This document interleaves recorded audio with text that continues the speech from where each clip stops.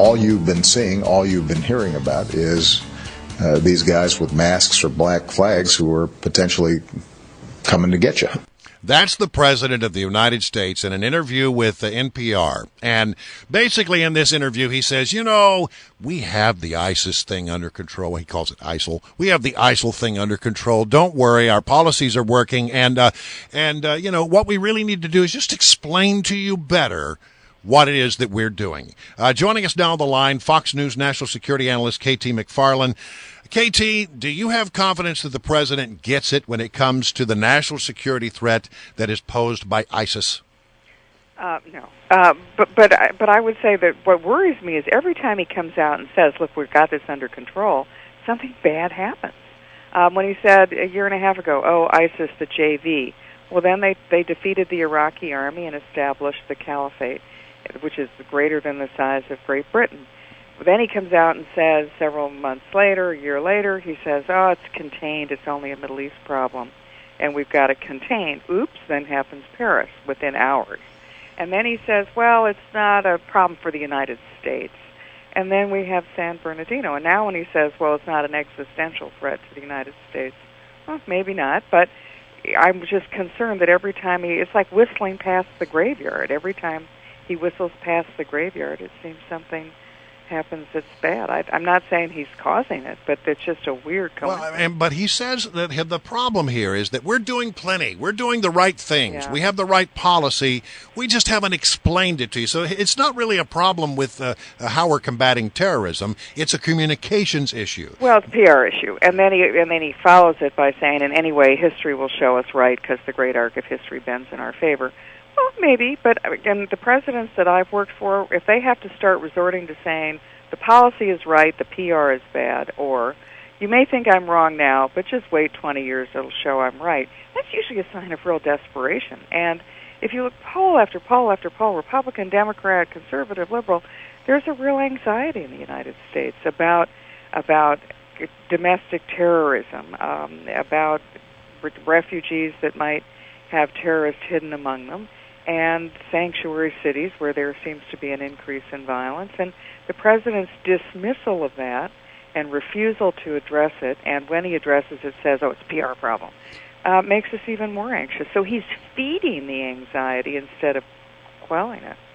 Good morning, KT. This is Hi, Jessie. Kenny. How are you? I'm so excited to talk to you, my Navy Marine team here. You got it. So I am very concerned, as you are, and when he went up to the Pentagon just recently, he had stated that we were taking aggressive measures, and meanwhile, then it leaked that 50 Special Forces team members were going to be in Syria. Do you think 50 Special Forces team members is an aggressive measure? I take it from a different angle, which is I'm not a military person like you, so I can't tell you 50,000, 550. I don't really know the military answer to that. What I can tell you, though, as a strategist, is the big picture is bigger than ISIS. We went into Afghanistan after September 11th to get al-Qaeda, radical jihadists. So then they moved across the border into Pakistan. Well, ultimately, we got them in Pakistan. Then they moved to Iraq. We got them there. Then they moved to Syria. If we destroy ISIS, it'll be a good first step, but it's not a sufficient step because then they'll go to Libya. I mean, gosh, they're even setting up cells in Asia.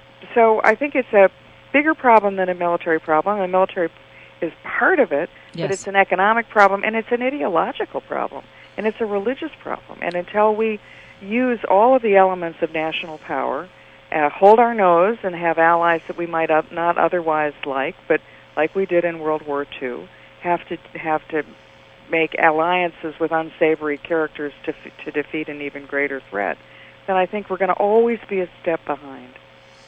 There was a call on Capitol Hill, you remember, McCain and others led the call to arm the Syrian rebels. But there's a new study out that suggests that 60% of major Syrian rebel groups are actually Islamic extremists. I mean, how do you figure out in a situation like that where you want to go in and support the people who are on your side, who's actually on your side? Well, that made me nervous from the very beginning when we were talking about arming the Syrian rebels, and yet we couldn't seem to vet any Syrian rebels in order to arm them, or we're going to train the Syrian rebel army, and it turns out there were 50 of them. First, do no harm in foreign policy, and what we now see is an Islamic State that has state-of-the-art American equipment that they took from the Iraqi army as the Iraqi army ran away. And I think it really just behooves us to be quite careful about what we're doing. Now, there are allies in the region who we know are our allies and we know would be strong supporters of the United States. That would be the Kurds. That would be the Jordanians. That would be some of the Sunnis. But to willy-nilly just say, well, okay, we want a war there, but we're not going to put U.S. boots on the ground, so we're going to use those guys, and here's some weapons, I think is potentially does us more harm. I mean, I look at Benghazi, and where were the weapons that the guys in Benghazi killed Americans with?